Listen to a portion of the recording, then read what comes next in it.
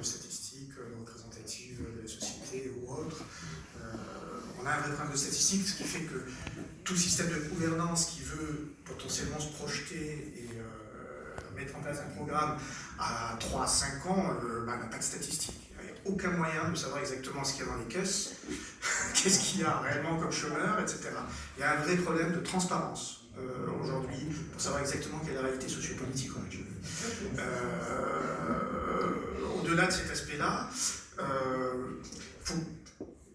je serais relatif vis-à-vis de cet aspect-là. En réalité, vous avez une économie grise, voire une économie parallèle, qui existe et qui est très très forte, qu'on a pu voir dans le sud de l'Europe, qui finalement fait vivre, qu'on peut toujours voir, qui fait vivre beaucoup de familles, beaucoup de monde, et qui existe beaucoup en Algérie, qui existe beaucoup au Maroc et en Tunisie, et dans d'autres pays comparables, qui a existé en Turquie d'ailleurs, de manière très très forte. Et ça fait vivre beaucoup de monde. Donc en fait, tous les gens qui se déclarent chômeurs, d'abord déjà la qualité de chômeur est à vérifier. En réalité, en termes de définition même de ce qu'est un chômeur, c'est-à-dire celui qui demande un emploi, quand vous voyez les stats, en tout cas les critères, les femmes ne sont pas nécessairement inclus. Donc voilà, déjà dans la définition du critère, les choses ne sont pas très vraies. Et ensuite, dans l'élaboration de la réelle statistique, vous avez des choses qui ne reflètent pas la réalité de l'activité en fait. Et dans l'activité grise aujourd'hui, j'ai tendance à dire que la situation est peut-être plus positive que ce qu'on croirait. Parce qu'en réalité, il y a énormément de gens qui travaillent, qui ont des activités parallèles, qui ont des revenus, bien sûr qui ne payent aucune taxe, aucun impôt, etc., qui ne sont pas dans les statistiques officielles. Et donc, une partie du PIB de ce pays-là qui est complètement oubliée, qui est peut-être très importante, je dirais peut-être 30-40% plus élevée que ce que rapportent les statistiques aujourd'hui, parce qu'il y a une activité, de la production, l'activité, de la richesse, commerciale peut-être, mais en tout cas de la richesse qui est créée. Et en fait, vous avez un système socialiste, entre guillemets, de redistribution, qui est extrêmement généreux, et notamment à travers le microcrédit. Le microcrédit, c'est uniquement ce qui s'est fait en Algérie. Vous avez un accès à une source de financement à taux zéro sur 5-10 ans, où tout jeune, ayant un diplôme peut-être, ayant un certain nombre de critères, pourrait accéder à ces sources de financement. Donc en fait,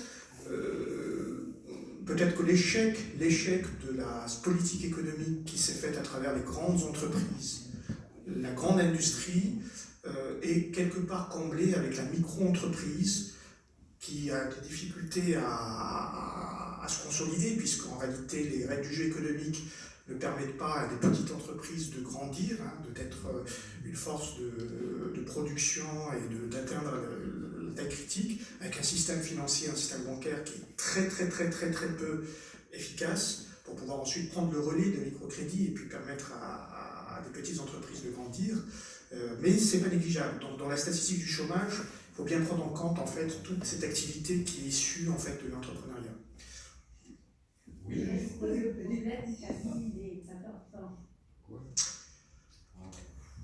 Alors, vous avez comme dans tout pays, des particularités, des singularités qui se posent à travers une partie de la population qui considère que cette singularité justifie une certaine organisation propre. Voilà.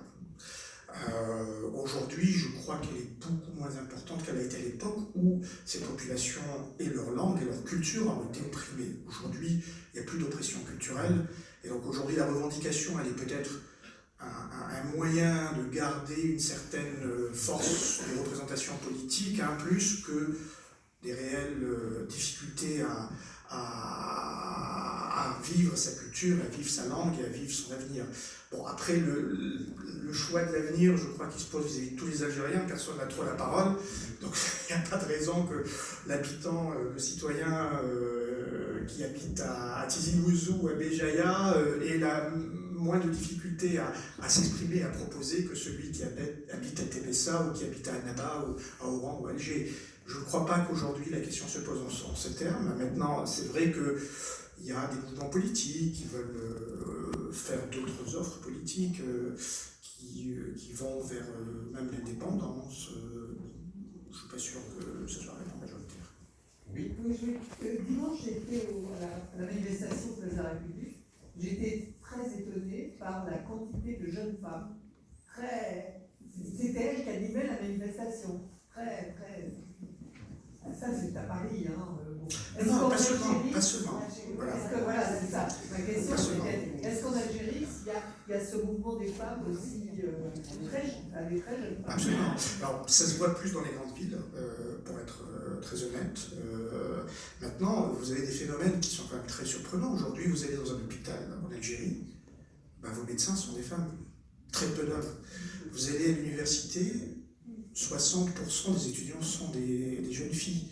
Vous avez de plus en plus de juges femmes, vous avez de plus en plus alors peut-être moins dans l'administration, mais en tout cas, vous avez une vraie présence socio-économique et politique de cette partie de la population qui est beaucoup plus présente que ce qu'elle a été peut-être dans les années 90 ou autres, qui est aujourd'hui, en tout cas dans des villes comme Alger, Oran, Annaba, Constantine, peut-être d'autres villes qui s'expriment en toute liberté, qui sortent dans la rue, qui s'est réapproprié l'espace public, ce qui était interdit il n'y a pas si longtemps, et qui est une partie de la société active, tout à fait.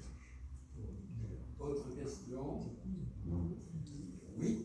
Je rebondis rapidement sur ce que la question finalement plus générale, c'est la santé économique, je dirais, de l'Algérie. Moi, j'ai envie de dire que vous parliez de redistribution, non pas massive, mais de grosse redistribution sociale, et c'est grâce finalement à la rente du pétrole et du gaz. Est-ce que c'est vrai? Est-ce que finalement l'argent qui est essentiellement dû aux exportations du gaz et du pétrole, parce qu'ils exportent rien, enfin très peu de choses, l'Algérie, je pense. C'est ça que je veux dire, 80% ou soit 90% de l'Algérie, c'est quand même le gaz et le pétrole. Mais ça n'a pas. Oui, tout le monde est conscient que l'équation économique, entre guillemets, parce que c'est de la rente, c'est pas de l'économie, qui avait été mise en place à partir des années 70, d'ailleurs c'est même pas à partir des années 70, c'est à partir des années 80, puisqu'en les années 70, il y a un investissement dans l'industrie industrialisée, lourde, pour mettre les bases de la diversification économique par la suite. Donc il y a eu une tentative de rattraper un très très grand retard. L'Europe a vécu sa révolution industrielle il y a plusieurs siècles, l'Algérie a vécu sa révolution industrielle, entre guillemets, son démarrage pendant 10 ans de l'industrie dans les années 70. Malheureusement, ce démarrage a été très très très très éphémère, et aujourd'hui on a l'émergence d'un certain nombre d'acteurs privés qui investissent, qui créent un certain nombre de richesses, qui peuvent, dans certains secteurs de l'économie, avoir une offre tout à fait compétitive. Vous avez, je ne veux pas citer, mais vous avez des produits qui arrivent à s'exporter. Maintenant, ce n'est pas du tout suffisant pour pouvoir garantir, je dirais, des ressources externes. Après, moi je ne pose pas peut-être la question en termes d'exportation à importation. Vous avez un équilibre de la balance commerciale, vous avez une production, vous avez finalement un modèle qui se construit pour, à la base, remplir et couvrir l'offre, la demande interne. Donc, est-ce que vous avez une offre économique qui permet de combler la demande interne aujourd'hui? Je ne crois pas. Donc, il y a un vrai problème d'offre. C'est-à-dire qu'il y a beaucoup de secteurs où il y a des opportunités qui se présentent en Algérie, puisque la demande est là, mais l'offre n'est pas nécessairement de qualité. Et ensuite, l'exportation, c'est le surplus. Après, quand vous avez des besoins d'importation, puisque vous avez peut-être un déséquilibre qui se fait vis-à-vis de ce que vous avez besoin de consommer en termes de consommation de produits finis, de consommation alimentaire ou de consommation de produits intermédiaires ou de machinerie pour pouvoir faire tourner l'économie, vous avez besoin de faire un équilibre entre les importations et les exportations. Mais il faut d'abord penser une économie comme peut-être la capacité de remplir une demande interne, et ensuite vous pensez votre stratégie vis-à-vis d'une conquête entre guillemets de marché ou de placement de produits, etc. C'est pas une fin en soi, je dirais l'exportation n'est pas une fin en soi. C'est peut-être une fin en soi pour des pays qui finalement ont besoin de produire exister économiquement à travers une forte présence à l'international. Aujourd'hui, l'équation d'Algérie n'est peut-être pas dans ces termes-là. Elle a besoin d'abord d'équilibrer son offre économique et sa demande économique, et ensuite de trouver les créneaux qui permettent de pouvoir placer les produits à l'international. Et il y a beaucoup de choses à faire. Je pense à un certain nombre d'acteurs qui ont réussi à se placer, comme M. Rabrab, qui a acheté des entreprises en Europe, qui innove sur certains produits et qui peut proposer des offres à l'international. Mais je veux dire, c'est très bien, c'est excellent, mais je veux dire, voilà, c'est surtout en termes d'équilibre macroéconomique et financier que les choses se posent. Alors, je voulais vous poser encore 2 questions, si vous me permettez. Bien sûr, je suis assez intéressant que je brisque d'une certaine manière. Alors, on voit qu'à l'intérieur du FLN, quand même, ça craquait là maintenant. Quand je vois l'organisation des Moudjahidines qui a lâché Bouteflika, ça c'est quand même très fort. Hein. Quand même, c'est quelque chose de très intéressant. Est-ce qu'à votre avis, à l'intérieur de l'armée, je ne pense pas spécialement aux généraux, moi je pense aux jeunes type capitaine, colonel. Est-ce que vous voyez là aussi un frémissement? À partir de Paris, c'est compliqué. Et alors, non, et la question corollaire, elle serait la suivante. Vu le poids, alors là je ne parle pas des capitaines, des colonels, mais des généraux, clairement, dans l'économie, et en particulier dans les importations, est-ce que vous pensez qu'une démocratisation, de ce côté-là, elle est même pensable en général? Est-ce que vous pensez que les gens qui contrôlent puissent dire un jour, allez, je suis démocrate, je lâche ces possibilités, parce que sans démocratie, avec une vraie démocratie, arrive une démocratie économique, forcément. Tout à fait. Enfin, vous êtes obligé, vous êtes condamné à la transparence.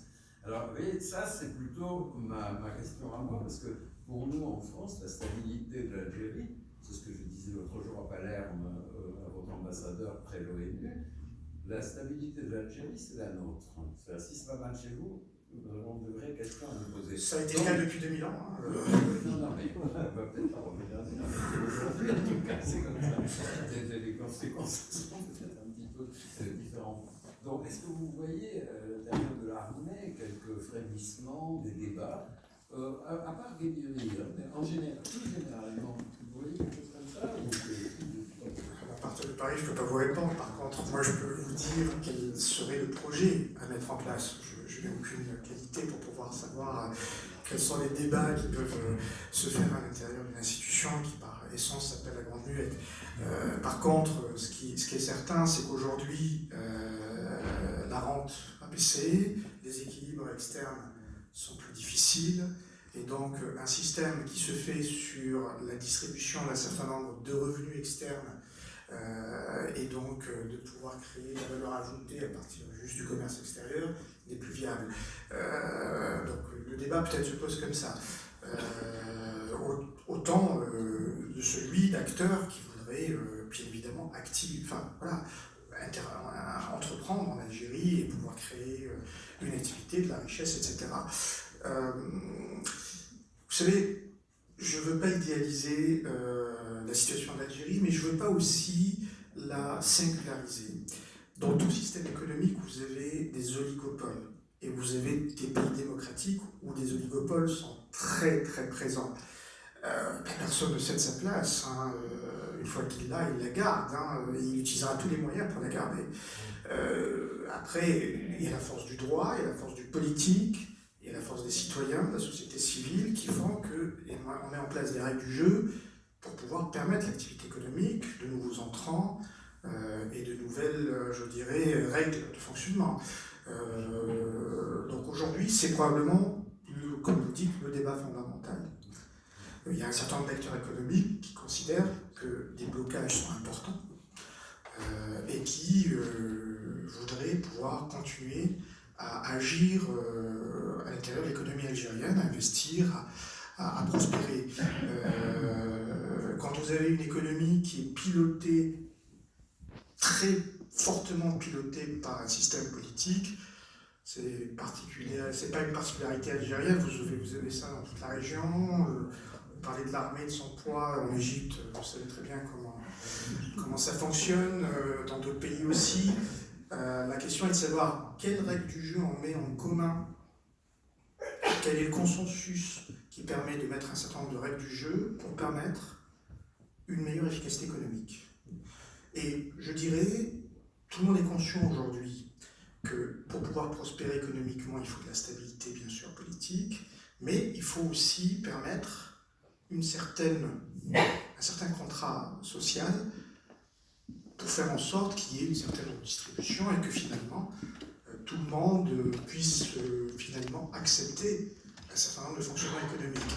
C'est probablement le gros débat qui va se jouer dans la réforme, en tout cas dans la proposition de réforme qui est formulée aujourd'hui, puisque sur la table, comme la question que vous posez sur les forces agissantes, il y a probablement aussi des questions de ce genre-là, pour dire quelles sont les règles qu'on accepte de mettre ensemble pour pouvoir ensuite prospérer et activer économiquement ensemble et faire en sorte que les jeunes ambitions puissent créer leurs entreprises et un système économique qui leur permet de se développer. Aujourd'hui, il y a une bonne partie de l'offre économique qui est publique. Quand vous êtes entrepreneur en Algérie, vos clients sont très majoritairement publics. Ça existe en France sur certains secteurs, mais en Algérie, c'est beaucoup de secteurs. Et donc finalement, quand vous êtes dépendant de la commande publique, ça change un peu les rapports économiques, je dirais. Donc il y a aussi cette volonté de réduire la sphère publique dans les équilibres économiques aujourd'hui. Il y a une vraie volonté à ce niveau-là, ne serait-ce que parce qu'il y a des entrants, il y a des acteurs qui veulent grossir et réduire la part de la force publique. Il y a des résistances. On a vu ces résistances-là à la veille de octobre 88, où le FLN, puisque vous parliez du FLN, ne voulait pas céder idéologiquement le terrain à l'investissement privé en disant non, système socialiste, entreprise publique. Et les débats existent encore en Algérie. Vous avez encore, par les UGTA, vous avez un certain nombre de forces politiques qui disent qu'il n'y a pas de raison que l'économie soit plus privée que publique. Il y a du sens à avoir une partie de l'économie gérée par l'État, arbitrée par l'État, un certain nombre d'entreprises stratégiques, notamment autour du pétrole, autour de l'énergie, autour d'un certain nombre de secteurs qui doivent être dans les mains de l'État, et qu'à ce moment-là, quelle est la part des secteurs, quelle est la part de l'activité qu'on accepte au privé, c'est probablement un des débats qui se posent. Merci beaucoup. Merci.